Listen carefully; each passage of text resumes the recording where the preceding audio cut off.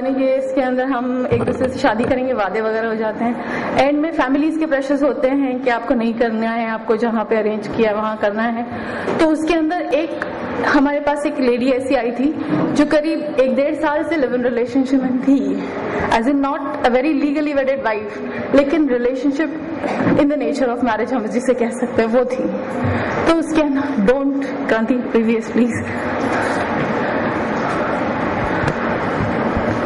तो ये केस क्या, अब फॉर्चुनेटली बॉम्बे में होने की वजह से हमारे यहाँ पे इंफ्रास्ट्रक्चर काफी बेहतर है, जहाँ पे स्पेशल सेल्स जो सर्विस प्रोवाइडर्स तय की गई हैं डोमेस्टिक वायलेंस एक्ट के तहत, वहाँ पे ये केस आया था।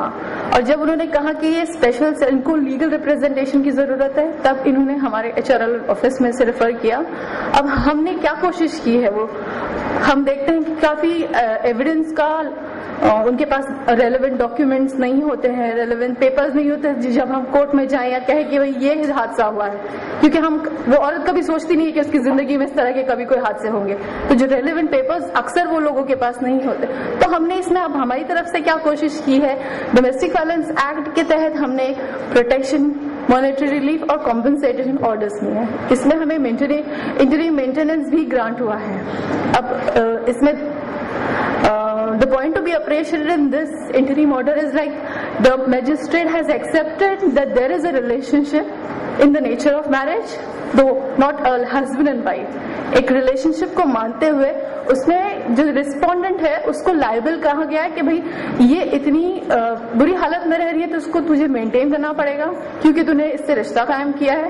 तो एटलीस्ट 5,000 रुपीज इंटरिम मेंटेनेंस मिला है उसको। डोमेस्टिक वायलेंस एक्ट कॉज करने से रिस्ट्रेन क्या है, रिस्ट्रेनिंग ऑर्डर्स मिला है।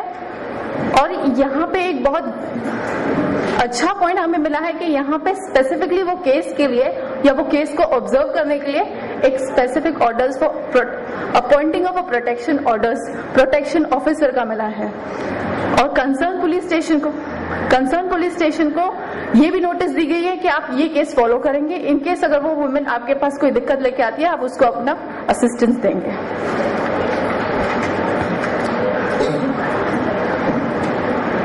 यहाँ पर हम देखते हैं कि ये ऑर्डर्स फॉलो करने के लिए जो हमारे मजिस्ट्रेट है उन्होंने ये 2 केस लॉस रेफर किए हैं, जिसमें ये फाइंडिंग्स है कि in respect of a long cohabitation and legitimacy of a relationship presumption of marriage can be.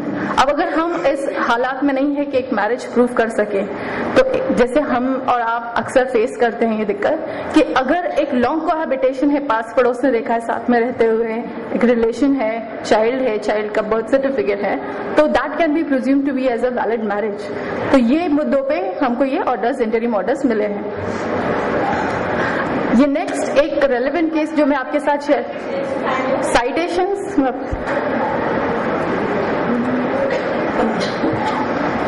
if you want we'll give Sheila should I please। अब यहाँ पे एक और नया केस हमारे सामने हमने एक्सपेरिमेंट जिसके साथ किया DV एक्ट के अंदर। अक्सर माना जाता है कि जब एक केस फाइल करना होता है तो एक पर्सन जो है फाइल कर रहा है वो केस में मेजर होना चाहिए, लेकिन हमारे सामने एक ऐसा केस आया जहाँ पे एक छोटी बच्ची थी जिसके सिबलिंग्स थे, एक ऑटिस्टिक बहन थी, मेंटली रिटार्डेड भाई था, और उनके डैडी की तरफ से उनके वायलेंस हुआ था। डैडी ने उनको मारा पीटा, घर के बाहर निकाल दिया because he was not interested in upbringing physically challenge childrens. माँ को भी घर के बाहर निकाल दिया और डिवोर्स, तलाक दे दिया उनको। हमारे पास जब वो अप्रोच किए तो उनकी स्थिति बहुत ही गंभीर थी, तो हमने सोचा रुकना मुनासिब नहीं है, तो we went and filed a case under DV। अब बंदा सामने वाला एडवोकेट अपीयर करके आता है तो वो देखा उसने कि एज इसकी तो मेजर 18 साल की नहीं है, शी इज अ माइनर। तो पहला तो ऑब्जेक्शन उन्होंने ये लिया कि she is not competent enough to file a case in the first place.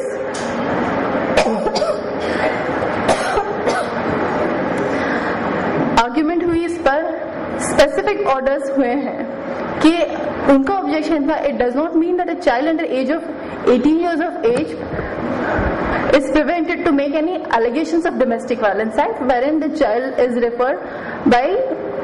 related by the consanguinity for the purpose of domestic violence। अब इसके ऊपर मैं आपको बताऊं, इसका थोड़ा हिंदी अनुवाद अगर हम करें तो इसके अंदर कहा गया कि एक्ट में कहीं भी नहीं कहा गया है कि एक 18 साल के कम उम्र की बच्ची एक डोमेस्टिक वायलेंस का इल्जाम किसी पे नहीं लगा सकती। और अगर वो कंसैंग्विनिटी या कंसैंग्विनिटी का हिंदी अर्थ मुझे नहीं मालूम है, कंसैंग्विनिटी से रिलेटेड है तो उसका प्रोविजन डोमेस्टिक वायलेंस में आता है। और यहाँ पे एक और सेक्शन है 28, जहाँ सेक्शन 28 ऑफ डीवी जो ये बताता है कि मजिस्ट्रेट खुद अपने प्रोसीजर्स ले कर सकता है अगर उसे एक मुद्दा या एक ऐसा उसके पास केस आता है जहाँ पे रेलेवेंट प्रोविजंस ना हो, तो अपने प्रोविजंस अंडर सेक्शन 28 ले कर सकता है, उसके मुताबिक अपने ऑर्डर्स दे सकता है। तो हमने उसमें आर्ग्यूमेंट किया था, इसलिए अंडर सेक्शन हमने उसके अंदर डायरेक्ट एप्लीकेशन किया था। We have not gone through under any protection officer service provider, under section 12 किया है। अब आप ये पढ़ सकते हैं स्पेसिफिक ऑर्डर्स क्या हैं यहाँ पे। The scope of jurisdiction of the court for enforcing the relief is through out of India which it self inheritance fetching the meaning of magistrate through out India. अब यहाँ पे एक और उन्होंने खुलासा किया है, under section 90 of criminal procedure code the definition of complaint does not debar a child from making